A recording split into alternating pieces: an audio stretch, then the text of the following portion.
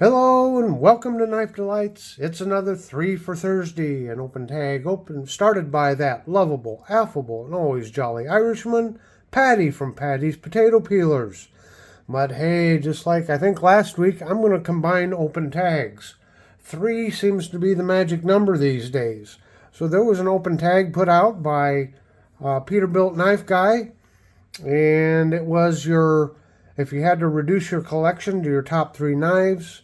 And the way that Singing Toad explained it, that meant 1 folder, 1 medium-sized fixed blade, and 1 large fixed blade. So under those criteria, I kind of come up with some interesting choices here. Something you perhaps haven't seen before on the channel, such as this knife here. This is my choice for my folder. This is one of the few USA-made Buck modern knives that I have purchased, and this is the Buck Sprint Pro Ops. And I tell you what, it is a great knife. It's a flipper here, and it has great action. Look at that. Even with my carpal tunnel, I'm not usually a big fan of the flipper tab. Sometimes I have difficulty, but this one fires right open. And it's a liner lock there. Has these nice scales. Just look at that. I think it's just a beautiful piece of work here. And there, look at that Buck logo right in there.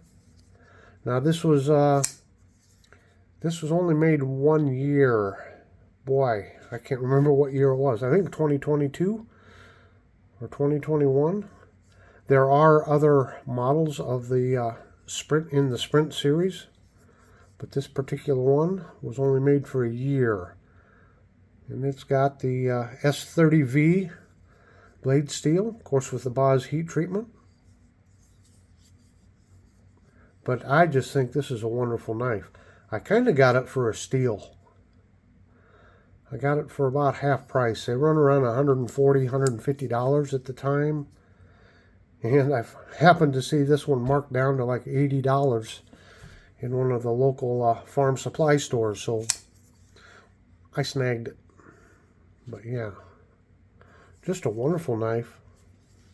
So there you go. There would be my folder.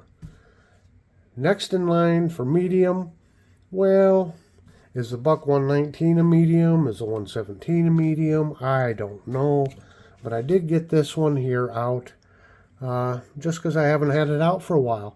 And this is the Buck 212, the fixed blade Ranger. A nice Cocobolo handle here. You got the silver palm, or not silver, aluminum pommel and guard here. Got the brown micarta spacers. Yeah. Just a gorgeous knife. I always like a knife with a full-size handle with a smaller blade. For me, it's just, they're so much easier to control than having a big long blade out there.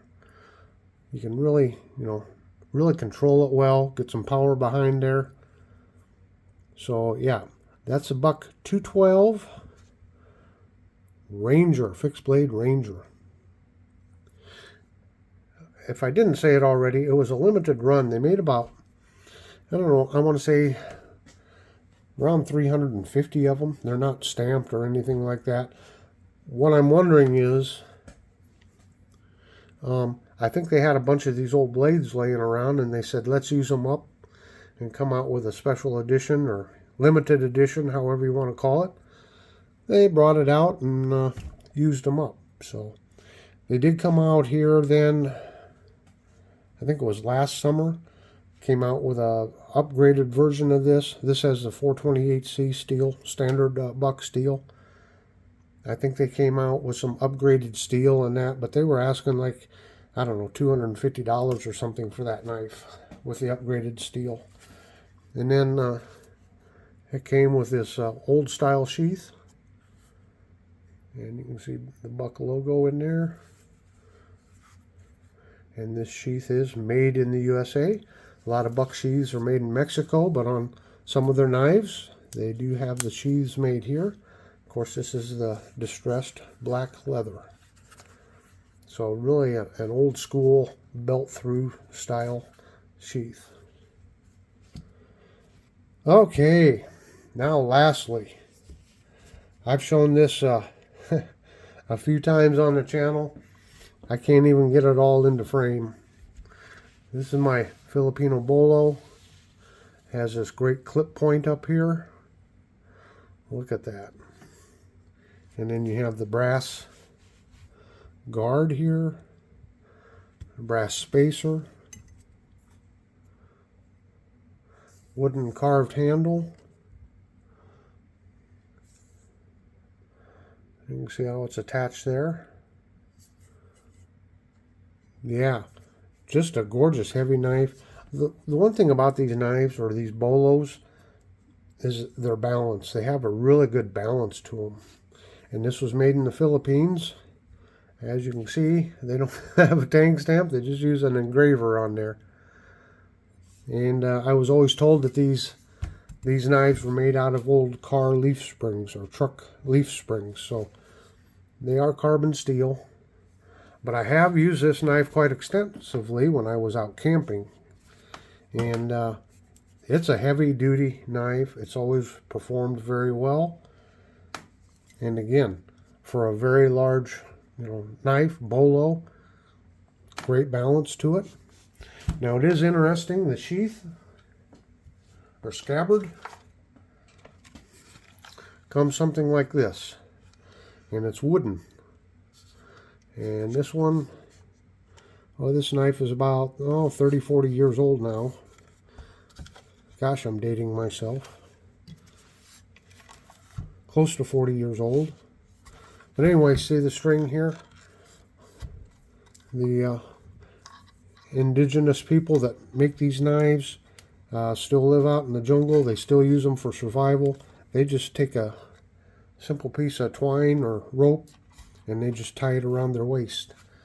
And but anyway, they make these wooden scabbards. So the knife will go in there, such as that. Then you can push it over, and it locks it in place. So pull it this way to unlock it, and pull it out. And of course, they always put a little bit of decoration on there too. Yeah. So I need to, the little nails are starting to come out, and it's starting to crack just a little bit. So that, see the nails gone there. I need to do just a little bit of refurbishing on this scabbard. A project for another day. Well, anyway, I've rambled long enough, so there it is. My large blade, I guess my medium blade, and my folder. I hope you've enjoyed this video. Hey, go check out Peterbilt Knife Guy. I'll put a link to one of his videos below. And go out and have a very delightful day.